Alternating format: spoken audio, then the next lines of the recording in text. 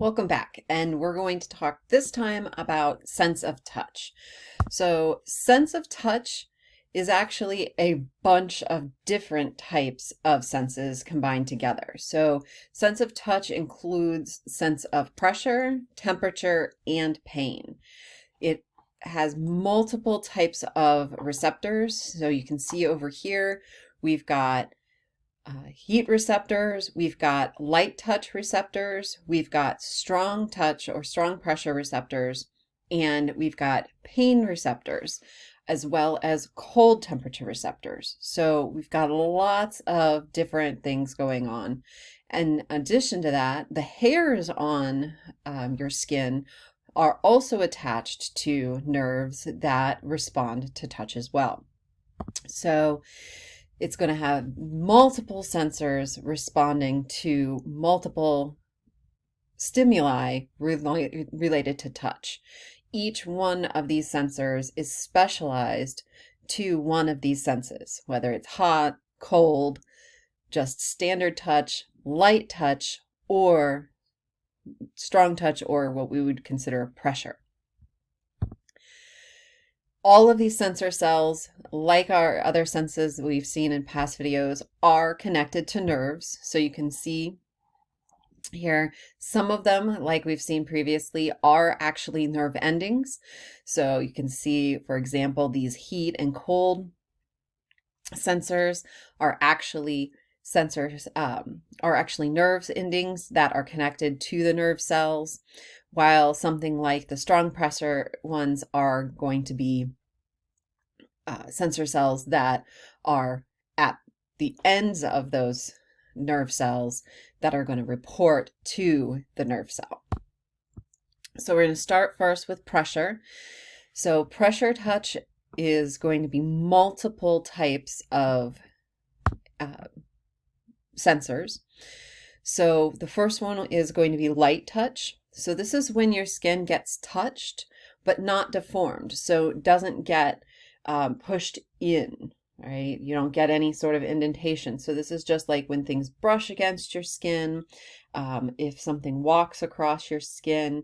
So this would be like if an insect is walking across you, somebody runs like a feather across your skin, something like that. This is actually the most numerous skin receptor that you have. Out of all of the ones that we're going to look at, you have more light touch skin receptors than anything else. And this is because this allows us to have a fairly refined sense of touch. Allows us to have things like fine motor skills with our hands, because this allows us to adjust things like our muscle grip, things like that. We have two different types of sensors that are related to this light touch. We have free nerve endings, and so you can see those over here in the picture. So the free nerve endings are up near the surface of the skin. So these ones are able to respond to that touch right on the skin surface. So you actually have several layers of skin cells, dead skin cells, and so forth above that. But these guys are right below that section. So they are able to get those impulses from any sort of touch that is on the skin surface. And then they feed that down through the other nerves that they're connected to, but they are nerve endings. They're dendrites that are up there at the surface. The other type are root hair nerves. So you've got hairs, obviously, all over your skin. The hairs vary in length, but if those hairs get deflected or pulled or pushed in any direction, these nerves are going to react to that because they are down at the base of the root hairs. And so any of the movement of those hairs in any direction, the nerves are going to get stimulated at the base of that hair, because those hairs aren't actually like stuck in the area that they're anchored. That space around them is actually slightly hollow, so they can move back and forth. And so that root hair is going to feel the wiggle in which direction it's wiggling in. So where on your body do you think, though, these skin receptors for light touch are most concentrated? You think that, I mean, obviously it makes sense that they're not going to be spread evenly all over your body, because there are places that you're going to need more light skin touch receptors, because areas of your body need to be more sensitive than others. And so it should make sense that there are regions that are more sensitive and have more of these receptors. Your fingertips have some of the highest concentrations of these light touch receptors, and that's because of what I was just talking about. You need to be able to have lots of feedback for fine motor skills, to be able to, feel things, be able to adjust your grip. Not everything needs to have the same strength of a grip. So we need to be able to adjust to that based on what we can feel. Your toes are similar.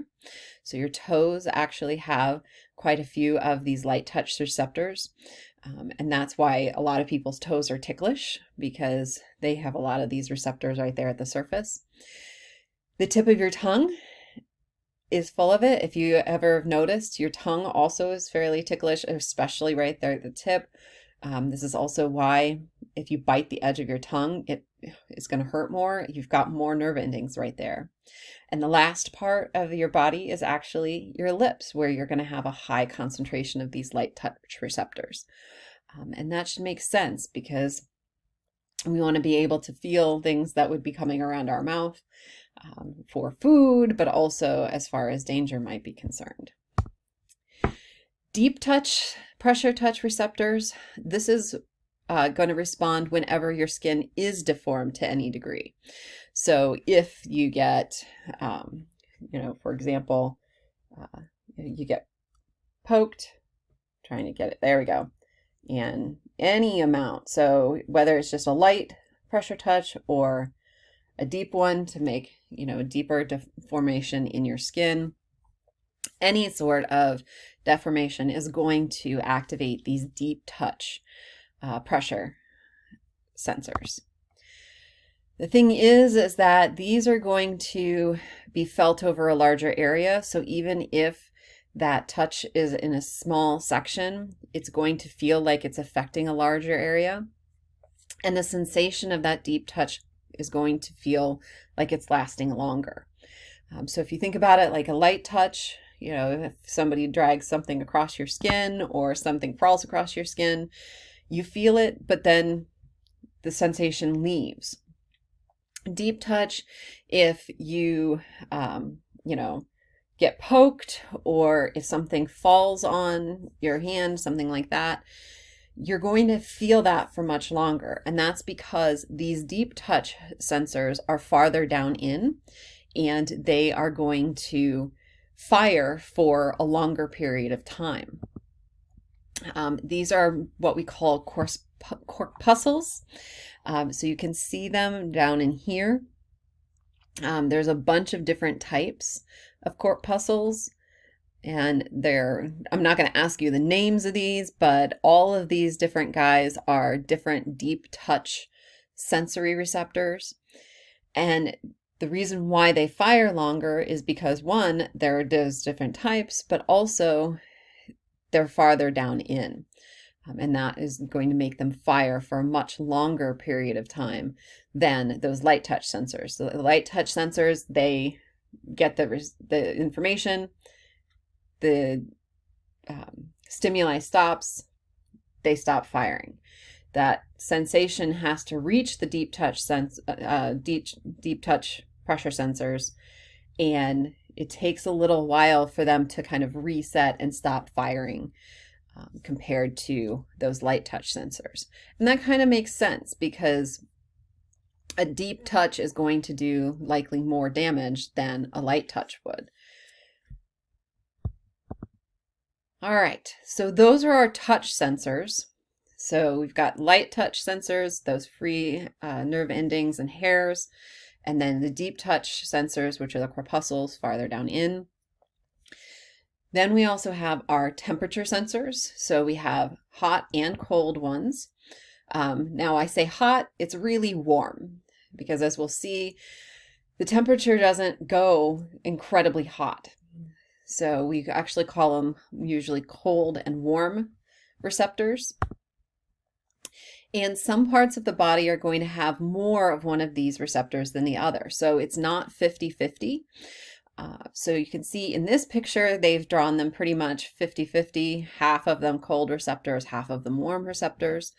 But some regions of your body are going to actually have more of one than the other. So let's think about what areas of your body are more likely to contain cold receptors than warm receptors. And think about areas of your body that are more likely to get cold, because that is what we need the warning for, right? If you have an area that's more likely to get cold, it should make sense that you want more cold receptors in that area so that it's going to give you that information faster because you'll have more receptors being able to send the signal. And so the areas of your body that are going to be more likely to have cold receptors are those areas that get cold faster. Think about like in the winter. Those would be things like your nose, your ears, your face, like your cheeks, and also things like your hands, like your fingers.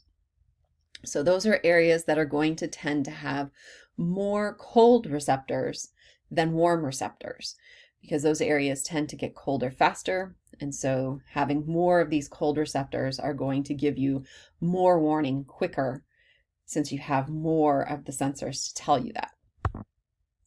So let's look at these cold receptors. Basically, how are they working? So cold receptors are going to activate. So basically start firing when the temperature is below 35 degrees Celsius or 95 degrees Fahrenheit. Okay. So body temperature is 98.6 degrees average. So once you drop a couple of degrees below that, so again, body temperature in Fahrenheit, the average is 98.6. It's 37 degrees in Celsius. So you drop a couple of degrees below average body temperature in Celsius or in Fahrenheit, and these cold receptors are going to start telling you you feel a little cold. They continue to fire as the temperature drops, and they're going to fire more rapidly the colder it gets, and more of them will come online and start firing as the temperature gets colder. So if you're just here at this 95 degrees Fahrenheit or 35 degrees Celsius, only maybe a couple of the sensors, say in your hands or your nose or ears, might start coming online and saying, hey, we're getting a little cold, right? And start sending signals. But as the temperature drops, as you get closer to this 5 degrees Celsius or 41 degrees Fahrenheit, more and more of these cold receptors are going to start turning on, sending signals. And as you get closer to those lower temperatures, not only are more of them firing, but they're going to start firing faster. So if you remember in previous videos, we talked about, the nerves can't fire louder, but what they can do is they can fire faster. So they can their quiet is that they fire slowly, so just kind of a slow beat. But if they need to send the message so that it's, quote, louder, they're going to fire faster. So they're going to speed up how quickly they're sending the message. And so as you get closer to this 5 degrees Celsius or 41 degrees Fahrenheit, more sensors, more temperature receptors are going to start firing, and they're going to start firing faster. They're going to tell you, you're getting cold, it's getting too cold. However, if the temperature drops below 5 degrees Celsius for that area of your body, the cold receptors stop working. They stop firing. And what happens? What does that part of your body feel like? Think about what happens to if your hands or feet are submerged in icy water. I don't know if anybody of you've ever had this happen. I've actually done it for experiments. When you have hands and feet in icy water, or if you're out on a really cold day, like playing in the snow, and you lose your gloves, or you don't have your scarf wrapped around your face, think about what happens. Those areas tell you, hey, it's cold, it's cold, it's cold, it's cold. And then they stop and they go numb, right? That's the first sign that there's something wrong. When those areas stop saying it's cold and then go numb, you know it's gotten too cold. Then the next thing is going to happen, and you may know what I'm going to say next, they start to hurt. And that's because below 5 degrees Celsius, the pain receptors can start taking over. But most of the time when we're talking cold, everything just kind of shuts down. Usually the pain receptors fire on when you start warming them back up. So for us, once we get below 5 degrees Celsius, pretty much what happens is we go numb. So basically our receptors for our skin shut down because it's dropped below where we can tolerate sending any signals. On the other hand, warm receptors, like I said, they're warm receptors. These guys are going to activate in the other direction. So they are going to activate in the same region as cold receptors. So they're going to activate starting at a temperature of 30 degrees Celsius or 86 Fahrenheit. So these do overlap. But at that lower section, at that 30 degrees Celsius, they're kind of like the cold receptors in that they're not all going to fire, and they're going to fire kind of slow just to let you know, hey, it's warm, it's comfortable, or it's not quite so comfortable, we're not quite so happy because this is not really the temperature we like. But as the temperature increases, they're going to become more active. They'll start firing more to send you more information. And they're going to be most active at 45 degrees Celsius or 113 degrees Fahrenheit. So at this temperature, this is where they're going to fire the fastest, and almost all of the warm receptors in that area of your skin are going to come online. Above 45 degrees Celsius, they shut down, they turn off. And this is because above 45 degrees Celsius, your pain receptors do start. So this is where you do get a flip to pain receptors, and your pain receptors are going to take over and tell you that there is damage going to occur. And we'll talk in the next lecture video about how those pain receptors work.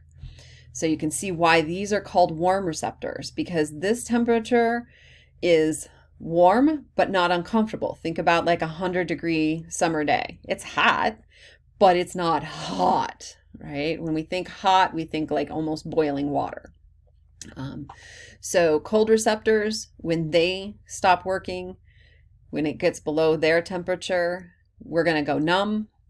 Warm receptors, when they get above their threshold of 45 degrees, they're going to shut down because they're going to get replaced by pain receptors.